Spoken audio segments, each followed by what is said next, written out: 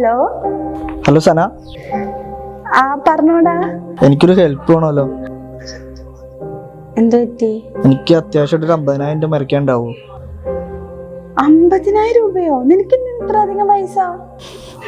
ഒന്നും പറയണ്ട, ഒരു ബിസിനസ് ആവശ്യത്തിന് ആ ജിമ്മിച്ചായൻ്റെ അടുത്തുനിന്ന് ഒരു 50,000 രൂപ മേടിച്ചതാ. അതുകൊണ്ട് ആ തെണ്ടി മുങ്ങി. ഇപ്പൊ തിരിച്ചു കൊടുത്തില്ലെങ്കിൽ വീട്ടിൽ കയറി എന്നെ പണിയെന്ന് പറഞ്ഞേക്കണം. എടാ നിനക്കിത് വീട്ടിൽ ചോദിച്ചൂടെ?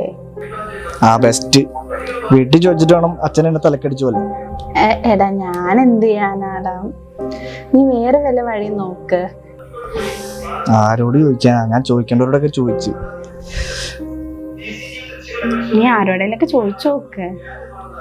എനിക്ക് വേറെ വഴിയില്ല. ആ ശരി ശരി. ആ എന്നാ ശരിയടാ, ഓക്കെ.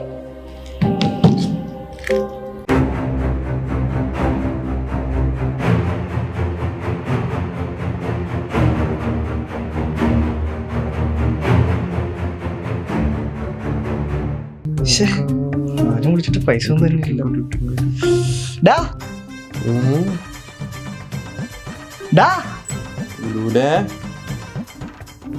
ആരും പൈസ ഒന്നും തന്നെയില്ലോടാ. എടാ നമുക്കേ ശനിയാഴ്ച വിളിച്ചാലോ? 9 മണിക്ക് കൂലി. അണ്ണന്റെ പടം. അണ്ണന്റെ പടം എടാ, സസ്പെൻസ് ഒക്കെ അറിഞ്ഞു പിന്നെ പോയിട്ട് കാര്യമില്ല കേട്ടാ. നിനക്ക് എന്റെ അവസ്ഥ മനസ്സിലാവണല്ലേ? എന്താ നിന്റെ പ്രശ്നം?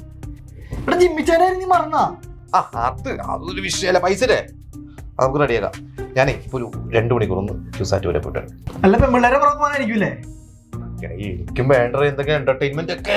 നിനക്ക് എന്റർടൈൻമെന്റ്? ഞാനിവിടെ പെട്ടിരിക്കണത്. എന്താ പ്രശ്നം? ഞാൻ എന്നോട് പറ. എടാ നീ പറഞ്ഞിട്ടില്ല ഞാനൊരു പൈസ കൊടുത്തത്. ഞാൻ ഇപ്പൊ നീ ഒരു കാര്യം ചെയ്യും, നീ ഒന്ന് തണുക്ക്, ഒന്ന് തലയൊക്കെ ഒന്ന് കുളിച്ചിട്ട് തണുക്ക്. ഞാൻ ഇപ്പൊ പെട്ടെന്ന് വരാം, ഇല്ലെങ്കിൽ അത് നമുക്ക് കുറച്ച് ദിവസമായിരുന്നു ട്രൈ ചെയ്യുന്നത്. ഞാൻ പോയിട്ട് പെട്ടെന്ന് വരാം. ജിമ്മിച്ചാലും നമുക്ക് റെഡിയാക്കാം. നീ പോയിട്ട് വരുമ്പോ ഞാൻ ഇവിടെ ഉണ്ടാവും എനിക്ക് തോന്നുള്ളൂ.